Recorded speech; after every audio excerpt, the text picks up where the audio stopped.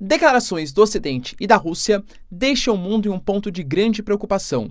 Enquanto temos declarações como a do Macron, a da Kaja Kallas, por exemplo, da Estônia, e até dentro dos Estados Unidos, Lloyd Austin, chefe ali responsável pela segurança do país, garantindo que uma derrota da Ucrânia significaria uma intervenção da OTAN contra a Rússia, a gente tem a declaração do Putin garantindo que o Ocidente está ameaçando uma nação que sempre foi ameaçada e a resposta pode ser o uso de armas nucleares.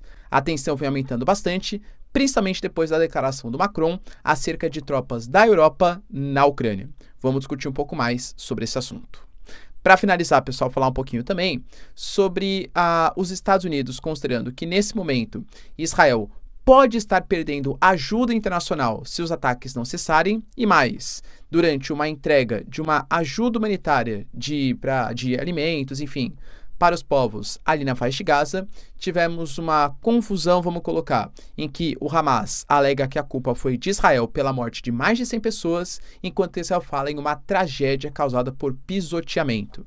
Fato é, galera, que com o anúncio de assentamentos na Cisjordânia e resistência do Ocidente para continuar apoiando Israel, Israel demonstra cada vez mais um isolamento. Se vocês querem entender um pouco mais sobre esses assuntos, e muito mais também sobre geografia, geopolítica, atualidades, política, polêmicas, enfim. Tudo para você se manter sempre bem atualizado. Já se inscreve no canal, deixa seu like, compartilha esse vídeo, que eu, professor Ricardo, conto muito com a sua ajuda. Belezinha? Para quem não me segue no Instagram, pessoal, @prof_Ricardo Marcílio, me segue lá. E caso você queira também contribuir financeiramente aqui pro canal, afinal, pessoal, esse é meu trabalho, né? Pô, se você puder contribuir com uma chave Pix aí, sendo membro, sensacional, isso ajuda bastante a eu continuar produzindo conteúdos diários para vocês. Se não puder, galera, se não quiser, só seu like, seu engajamento já tá mais que sensacional também. Tamo junto? Então bora lá pro vídeo que tem assunto bastante relevante aí pra gente tratar. Cara, como eu já tinha comentado para vocês nos vídeos passados, o Macron, ele convocou uma cúpula super relevante, falando com cerca de 20 líderes ali, né, que apoiam bastante os ucranianos, para definir a cessão de mísseis de longo alcance para a Ucrânia. Conseguiram, o que é super importante para tentar frear essa ofensiva dos russos, que vem dominando cada vez mais territórios próximos de Avdiivka, é fato, tá? Porque com mísseis de longo alcance você consegue atacar a retaguarda da linha de frente do campo de batalha, e isso atrapalha a logística, o financiamento, dentre outras questões. Só que, ao mesmo tempo, o Macron, no finalzinho da reunião, garantiu que foi discutido, que foi considerado, os países europeus colocarem suas tropas na Ucrânia. E aí a gente teve palavras, por exemplo, do Robert Fico, que também foram nessa linha, e inclusive a própria Kaja Kallas, que é a liderança da Estônia. Inclusive, recentemente, tá? O Putin até emitiu um mandato de prisão contra ela, pois é, tá?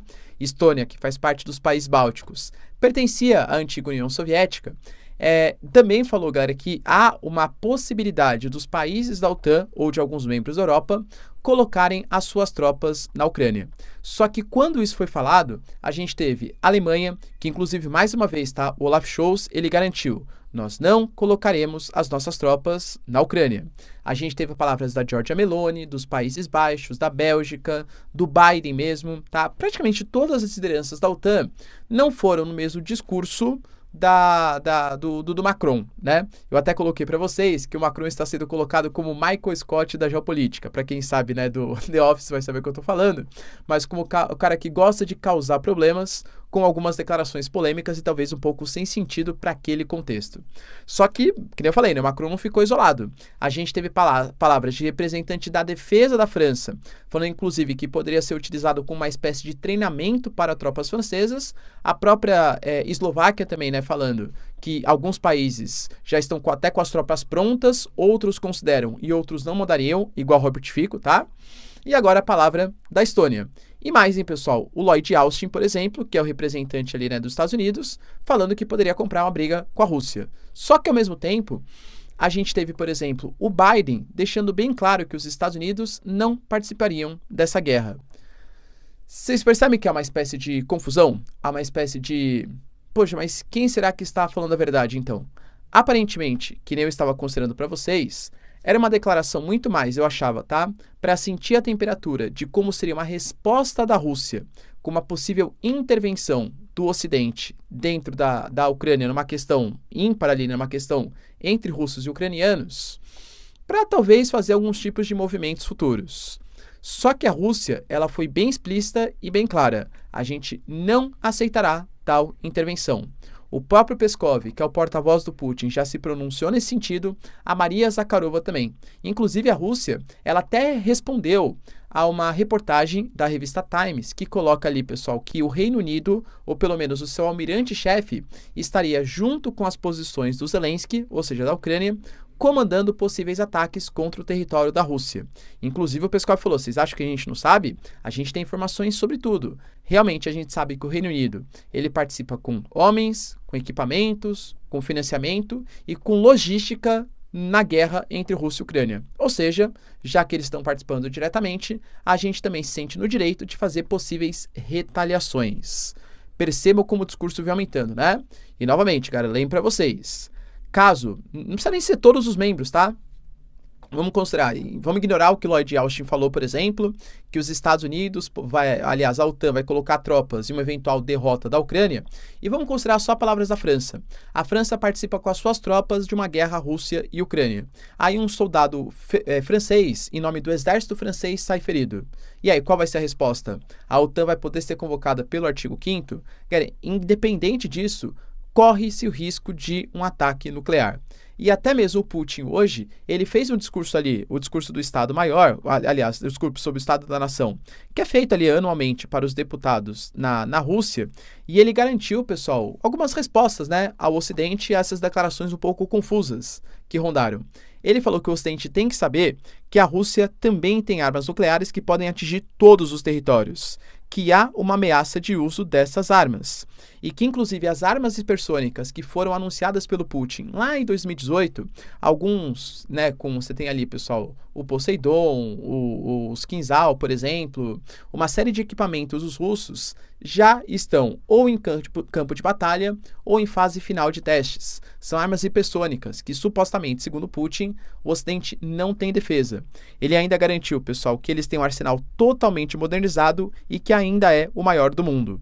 Ele falou que até entende essas declarações confusas, porque o Ocidente se esqueceu o que é conflito e o que é guerra, visto que eles não passaram pelo que os russos passaram nos últimos anos. Penso eu, tá? Desde o fim da União Soviética, ele não falou exatamente essas palavras, mas imagino que sim.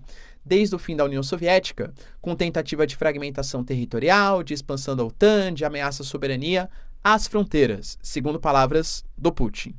Ele também falou um pouquinho mais, lembrando que é um discurso, né? Para a nação, claro que é para os deputados, mas é transmitido para o mundo inteiro, visto eu que estou comentando aqui com vocês, garantindo que uma nova ordem mundial sem a Rússia, ela é impossível de ser consolidada. Ele falou ali que a nova ordem mundial vai ser liderada por países como China, como Rússia, com alguns dos seus satélites, como, por exemplo, Índia, Brasil e os outros países emergentes. Penso eu, né, que ele está falando dos BRICS, e inclusive ele sempre fala isso, de uma nova ordem mundial, com os BRICS tendo o papel de liderança, democratizando a geopolítica, não porque Rússia e China são democráticos, mas sim porque países emergentes nunca tiveram voz e agora vão ter, fazendo parte dos BRICS, e garantiu também, pessoal, que a Rússia, qualquer tipo de ameaça que seja, né? Porque quando a gente pega declarações do Macron, agora, por exemplo, do Lloyd Austin, por que eles falam que a OTAN ajudaria a Ucrânia? Porque eles garantem que a Rússia não vai parar na Ucrânia, que a Rússia vai vir para cima dos países bálticos, vai vir para cima da Polônia ou de outras regiões fronteiriças. Ele garantiu que a Rússia não tem interesse em fazer isso. Claro que também há de se convir que Putin falou coisas muito semelhantes poucos dias antes de invadir a Ucrânia, né? Então, assim, palavra de político, ainda mais na geopolítica internacional, com essa guerra híbrida, com essa hipocrisia de todos os lados, claro que é difícil de acreditar. E também demonstrou uma certa preocupação acerca da entrada da Suécia, que foi o 32º país a entrar para a organização depois da aprovação da Hungria. Ele falou que está observando bastante de perto essas movimentações e que, de acordo com o nível de dispositivos, de equipamentos, de armamentos, ele vai tomar a atitude que ele considerar mais correta, a medida retaliatória que mais fizer sentido para a geopolítica da Rússia. Então foi um discurso forte que ele falou sobre a nova ordem, novamente ressaltou, tá, o possível uso de armas nucleares, principalmente com a retórica agressiva do Ocidente, garantindo, pessoal, que uma guerra nuclear não haverá vencedores. Sim, a Rússia tem armas de destruição em massa e pode usá-las pelo menos segundo Putin.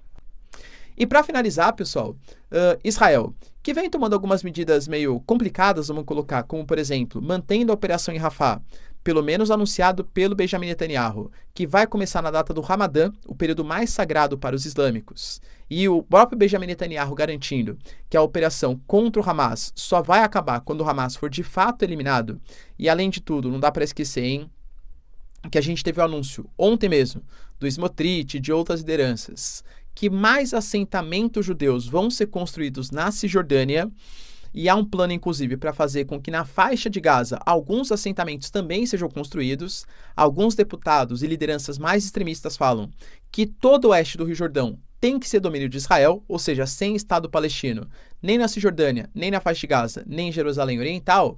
A gente teve hoje a sessão de comida, na verdade de ajuda humanitária, alguns caminhões que estavam ali chegando. Quando eles foram fazer as doações, existem imagens que elas são um pouco confusas, um pouco dúbias, mas que mostram uma certa aglomeração e de repente essa aglomeração se desfazendo. Segundo o Hamas, dados do Ministério da Saúde do país, a gente teve 112 mortes e 760 feridos. Agora, por que isso aconteceu? Aí tem a diferença de discursos. Quando a gente pega, por exemplo, o Hamas, ele garante que os soldados israelenses eles abriram fogo contra a população palestina. Algumas fontes ouvidas pela Reuters, por exemplo, garantiram que sim, tá? Fontes israelenses. Que quando os soldados eles perceberam aquela multidão efetuando saques, confusão, eles se sentiram ameaçados e fizeram os disparos. A FDI, as Forças Armadas Israelenses, pelo menos até o momento que eu gravo, não garantem isso, tá? Falam que foi uma confusão, pisoteamento, que realmente houve mortes, mas nada a ver com a atuação do Estado israelense. A ONU falou que isso só demonstra como o povo palestino está sendo massacrado, está sendo violentado, e os Estados Unidos falam que isso merece maiores investigações. Lembrando que o Biden deixou bem claro ontem que, se Israel continuar com as suas agressões, perderá ajuda internacional. Hoje, por exemplo, Lloyd Austin ele garantiu que 25 mil mulheres e crianças morreram na faixa de Gaza. Só que daí ele até voltou atrás, na verdade não ele, né, mas os Estados Unidos, em discurso oficial, voltou atrás, garantindo que esses números são fornecidos pelo Hamas. Mas percebam como o discurso já vem ficando um pouco mais contrário à posição israelense. E claro, pessoal, não dá para ser inocente, às vésperas de uma eleição nos Estados Unidos, em que a maior parte do eleitorado islâmico vota nos democratas, que se tomasse uma atitude muito severa contra o povo palestino ou apoiasse de maneira cega Israel, poderia reverter em queda dos votos para o Biden, como aliás já tivemos muitos protestos em Michigan, região dos Estados Unidos de maioria islâmica. Tudo bem, pessoal? Deu para entender os principais acontecimentos? Se vocês curtiram o vídeo então, já deixa o seu like e se inscreve no canal. Tamo junto, beijos, abraços e tchau, tchau.